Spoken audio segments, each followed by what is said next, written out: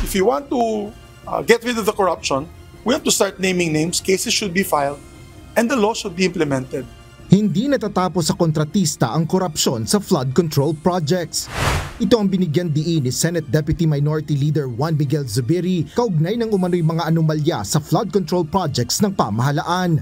Sa gitna ito ng mga investigasyon sa mga proyektong pinondohan ng daang-daang bilyong piso ng gobyerno. Paliwanag ng Bukidnon Solon, saklaw ng korupsyon pati ang mga mambabatas na gumawa ng insertions o nagsingit ng pondo para sa mga proyekto sa nakaraang mga deliberasyon ng national budget.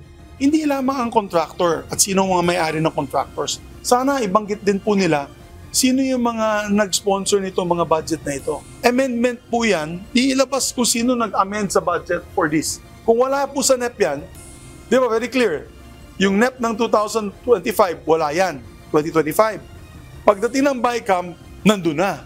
So, sino ba naglagay dun sa BICAM? Dito mga projects na ito. Sino ang mga sponsor ng mga senador at congressman? Para malaman natin. Dagdag pa ng senador, dapat pagpaliwanagin ang mga kontraktor na sangkot sa anomalya sa mga proyektong kaugnay ng flood control.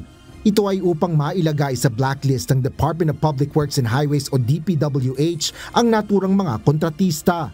Ngunit dapat anya ay kasuhan din sa ombudsman ang mga umabuso sa public infrastructure projects. Gayunman, nilinaw ni Zubiri na may karapatan naman ng Kongreso na magsagawa ng sarili nitong investigasyon kaugnay ng issue.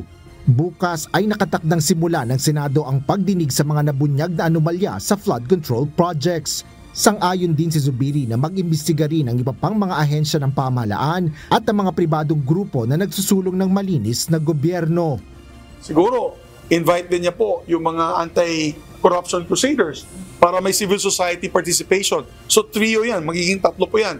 Ombudsman and civil society, they come up with a fact-finding commission at habulin po nila ito mga to. Kung magsasagawa ng joint investigation, sinabi ni Senador Mig Zubiri na kung maaari ay dapat nakapag-assign na si Pangulong Ferdinand Marcos Jr. ng ombudsman na walang kapintasan at may kredibilidad. Asher Cadapan Jr., UNTV News and Rescue. Diyos ang aming sandigan, serbisyo publiko ang aming pinahalagahan.